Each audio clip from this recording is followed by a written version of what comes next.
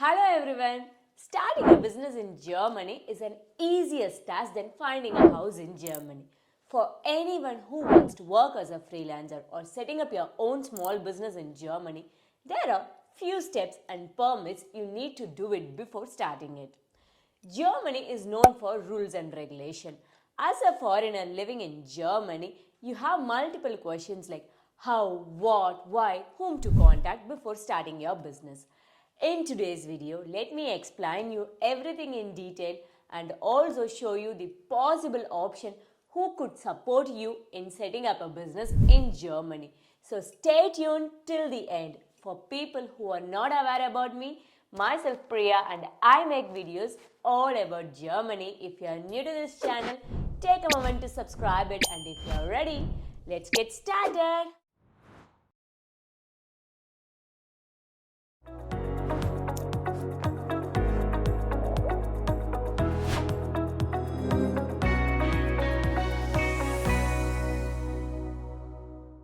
Rules for setting up a business in Germany is common for both German citizens and foreigners. As a foreigner, we need a valid visa to start a business. Check out your visa card and whether they mention Erwerbstätigkeit gestartet or Erwerbstätigkeit erlaubt, whether they mention any of these two words in your visa card or not. So if they have mentioned it, then congratulations, you are done with the first step and you are ready to start your business or doing a freelancer in Germany. So normally students cannot start a business during their studies, but they can start a business once they can receive a concerned visa status and they can set up a business during their main job. This is called Nebengewerbe in German. We have already made a separate video about the Nebengewerbe where we explain what is Nebengewerbe, who is eligible and how you can do it, and many more. If you want to know more in detail about the Nebengewerbe, just check out the video in the cards. Few business required to be registered in a Chamber of Commerce, which is called as Handelskammer in German. And some professions needs a Gewerbeschein, which is called as trading license. Before registering a business or as a freelancer, you need to fulfill certain things. So let me tell you what is that. The step 1 is register your address. Once you have registered yourself in Germany, you will be receiving a tax ID, which is more important in order to register your business at Finanzamt. This is mainly needed because you need to apply for business tax number, which I will cover at later stage in detail. So coming to the next step, apply bank account. In order to register your business with Finanzamt, holding a bank account is necessary. If you are registering as a tradesperson or freelancer, a business bank account is not mandatory. If you are registering as a GmbH or UG, then you need a business account, and in German it's called as Geschäftskonto. If you are looking for comparison, please use our comparison calculator as a personal tip. Don't use your personal bank account for business transaction. It would become difficult for tax consultant to distinguish the transaction between personal purpose and business purpose. Next, coming to the next step. Identify the type of business. Now, it's time to identify whether you fall under tradesperson or freelancer. This is very important to distinguish under which category your business activity will be falling under. To understand the difference between the category, watch my video where I explained about the different categories in detail. Based on the category you fall, one particular step will be skipped. Now, it's time to follow these steps for registering your business. Main reason is freelancer no need to register as a Gewerbe and they can skip this step easily and they can visit the Finanzamt directly. So to know the difference between the freelancer and a business person, you can also check out my video and where I explain detailed information about these differences. Coming to the next step, Gewerebeanmeldung. If you fall under the Gewerbetreibende category, the next step is to get a trade license. You have to visit your local Gewerebeamt and do the application process. The process costs not more than 40 to 60 euros and it varies from city to city. Filling this form is not difficult. Please check out this video which Balaji explained the whole process step by step, and this should help you out. If you fall under freelancer category, you can skip this step completely and you can directly walk through the next step. So if you are under the Gewerebeanmeldung category, once you apply this application in online, you have to wait minimum 4 to 6 weeks. Or if you are visiting in person, so then you will get the trading license immediately. But it again varies each city. Coming to the next step, register your business with the Finanzamt. Once you are done with the Gewerebeanmeldung, you will receive a letter from Finanzamt which is Fragebogen zur steuerliche Erfassung. In this document, you need to enter all your personal details, type of business activity you will be performing, projected income, other incomes, and so on. Once you fill it and submit it, you will receive the tax number which can be used in all your invoice.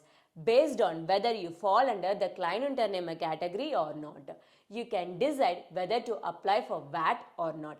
Anyone who is a freelancer or as a trade person whose revenue is less than 22,000 euro for the first year and less than 50,000 euro for the following year falls under the Kleinunternehmer category. To know more in detail about the Kleinunternehmer category, you can watch my other video in cards. To fill the Fragebogen zur steuerliche Erfassung form, you have 3 options. You can fill it via Elstell, or you can fill it via Sorted, or you can also take a help from your tax consultant. So if you want us to make a separate video showing how it is done, so please comment it below. We will also make a separate video how you can fill the form. So normally once you fill the form, you will be getting a tax number which is exclusive for your business purpose. You might be having confusion between the personal tax number and business tax number. So personal tax number is exclusive for your personal things. So for the business tax number is exclusive for your business purpose. This number you have to mention it in all your invoice. So I hope you got the difference between the personal tax number and business tax number. Coming to the next step, you have to inform to your health insurance provider. Generally for working employees, health insurance premium is splitted between employer and employee. When you are working as an independent freelancer or business person, there is no employer pays you. So you have to pay entire premium by your own. Normally, public health insurance premium decided based on your income, but private health insurance premium decided based on your age. So choose the health insurance provider accordingly. If you want to know the advantage between the private health insurance and public health insurance, you can also book an appointment with us, or you can watch the video here. Coming to the next step, additional support.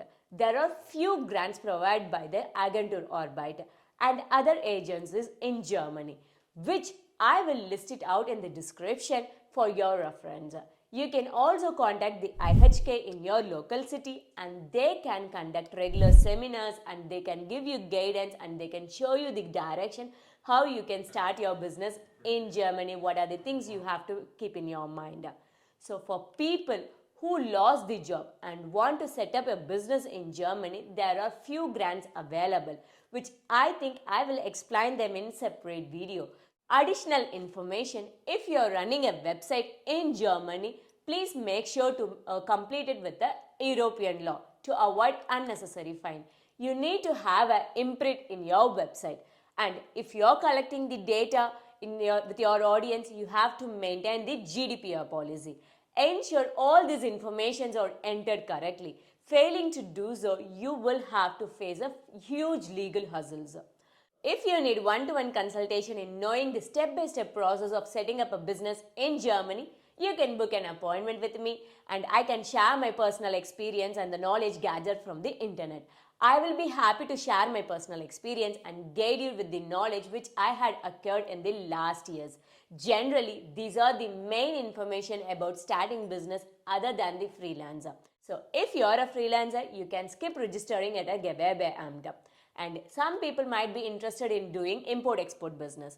For this, you have a ETORO number. So you can watch my other video where I explain how you have to apply ETORO number based on the business. You can perform more steps.